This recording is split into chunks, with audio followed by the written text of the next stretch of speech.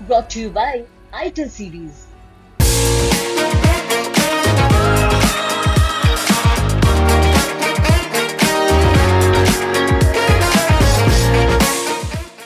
माना जाए कि अब लड़ाई बिल्कुल अब खुल के होगी अब अखिलेश यादव पीडीओ को लेकर के हाँ लड़ाई बिल्कुल खुली। देखिए स्वामी प्रसाद मौर्य जी लगातार मेरे संपर्क में हैं और स्वामी प्रसाद मौर्य जी का जो कद है उस कद के नेता के लिए ये बहुत बड़ी बेइज्जती वाली बात है जिस प्रकार से उनके ऊपर लगातार आक्रमण किए गए हैं। और मैं ये जरूर कहूंगी कि समाजवादी पार्टी बहुत ही अहम और वहम में है और उनको पिछड़ों और अल्पसंख्यकों को मजबूर समझ करके उनके हकों को छीनना बंद कर देना चाहिए। लोकसभा चुनाव से पहले अखिलेश यादव को राज्यसभा के उम्मीदवारों के नाम देना भारी पड़ता नजर आ रहा है। पहले स्वामी प्रसाद मौर्य और अब पल्लवी पटेल ने भी अखिलेश यादव के खिलाफ मोर्चा खोल दिया।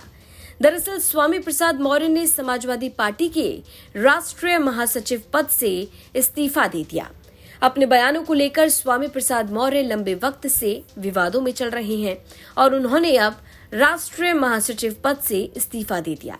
स्वामी प्रसाद मौर्य ने अखिलेश यादव को एक लंबा चौड़ा लेटर लिखते हुए इस्तीफे के पीछे के कारण भी बताए हैं।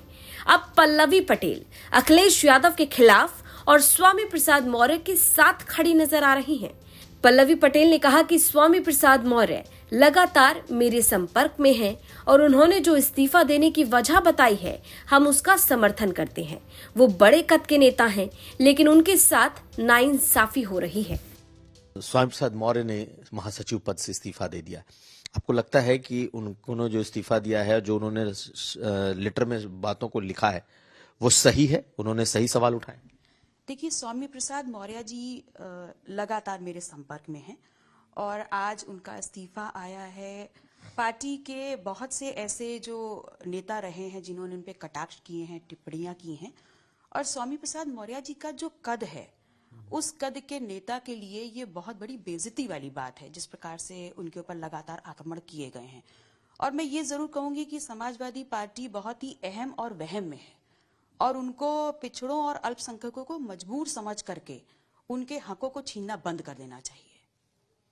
तो आपको लगता है कि जो स्वामी प्रसाद मौर्य ने किया है वो सही स्टेप लिया है, सही कदम उन्होंने लिया है, सही समय पर फैसला लिया? उनके कद के नेता ने तो सही कदम लिया है, मैं कहूंगी। तो ये भी माना जाए कि पल्लवी पटेल भी आने वाले वक्त में कुछ बड़ा फैसला ले सकती?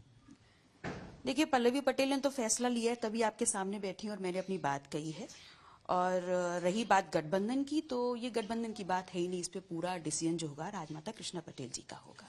एक आखिरी सवाल, जब आप अगर पीडीए को लेकर के इतनी इमोशनल हैं और अगर आप वोट करेंगी समाजवादी पार्टी के कैंडिडेट के खिलाफ, तो विप आप पर भी लागू होगा, आपकी तो सदस्यता भी जा सकती है। आप इसके लिए तैयार हैं?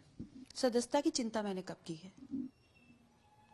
ईमान की राजनीति करती हूँ, सदस्यता की चिंता मैंने कभी नहीं की। तो माना जाए कि अब लड़ाई बिल्कुल अब खुल के होगी अब अखिलेश यादव? पीडीओ को लेकर के हाँ लड़ाई बिल्कुल खुली है। तो समाजवादी पार्टी के विधायक और अपना दल कमेरावादी की कार्यकारी अध्यक्ष पल्लवी पटेल स्वामी प्रसाद मौर्य के फुल सपोर्ट में नजर आ रही हैं। उन्होंने कहा कि समाजवादी पार्टी पिछड़े, दलित और अल्पसंख्यकों को कमजोर समझकर उनका हक छीनना बंद कर दे। दरअसल समाजवादी पार्टी ने राज्यसभा के लिए जया बच्चन और आलोक रंजन का नाम सामने दिया है। इस फैसले पर पल्लवी पटेल ने सवाल उठाए और साफ कह दिया कि वो सपा के पक्ष में वोट नहीं देंगी। उन्होंने कहा कि अखिलेश यादव के पीडीए के नारे से अलग जाकर उम्मीदवार तय किए गए हैं। ऐसे में उनकी पार्टी राज्यसभा चुनाव में समाजवादी पार्टी के पक्ष में वोट नहीं करेगी। तो पहले स्वामी प्रसाद मौर्य और अब पल्लवी पटेल। सवाल ये कि क्या ये दोनों मिलकर अखिलेश यादव के साथ कोई बड़ा खेल करने वाले हैं? क्या लोकसभा चुनाव से पहले अखिलेश यादव को अभी और झटके मिलने वाले हैं? इस खबर पर आपकी क्या राय है, ये हमें कमेंट बॉक्स में जरूर बताएं। लखनऊ से कुमार अभिषेक की रिपोर्ट, यूपी तक।